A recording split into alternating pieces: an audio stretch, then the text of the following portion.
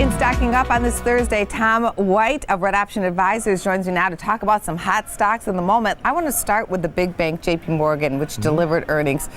Were you impressed by those earnings? Not really. What I gathered ahead of the earnings report was expectations have been lowered so much over the last few months based on the interest rates staying at relatively low levels, and the expectations that the Fed's not going to raise rates 4 times this year. They lowered it down to 2 only. So what that does is it hurts the major banks. They expected about a 2.5% movement in this report, but expectations since the start of the year, most of the major banks are down 8%, and so a beat, kind of not a big surprise for me. Non-event there, but there was a big talk yesterday, of course, about these banks not being prepared for the potential of a meltdown, and J.P. Morgan was listed among those banks. How does that affect your trade? I don't think it affects it in the near term.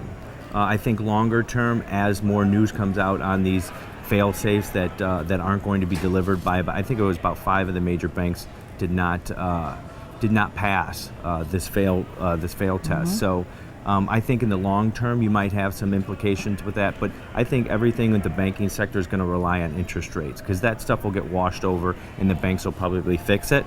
So we'll look at interest rates, and any more rate hikes above 1 to 3 this year could possibly send the stocks up a little bit more. Facebook is also on your list. Facebook is one of those stocks that just gets a lot of trader attention. It just does. The trend has been higher, of course, in this stock. And on some days, Facebook has more options trading than Apple. I call it the new Apple. What do you think about Facebook's action? Over their last earnings report, we saw a lot of their growth come from advertising, and so what they're trying to do now, they just had a development conference 2 days ago, and expectations into that were relatively bullish. And what they came out with was they're going to expand their messenger service, they're going to expand their virtual reality, and a lot of other revenue streams. So what we can see from there is expectations are about the stock to go up to about 115 to 120 over the next year. We've got earnings coming up in the next week or so. So there's catalyst there, and the sentiment right now is pretty bullish. $115, maybe here we come. Let's talk about Apple. What do you see happening there? So we've seen Apple grind higher since mid-February. Earnings report last quarter was relatively soft as iPhone sales fell short, and that's their main revenue driver.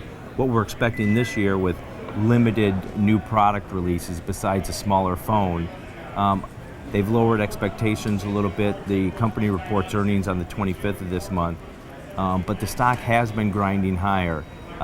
What I would expect going into that report is that the stock stays between that 105 to 115 level, possibly getting up to 120. Analysts have this stock expectations all the way up to $150, $170. Wow. And the expectations for the stock to hit 150 by January is only like 12%. So I'm a little bit more reserved on my expectations in there, but option volatility's come down a lot in there, so they're not expecting a huge move like previous quarters. Good to have you here. Thank you. Thanks.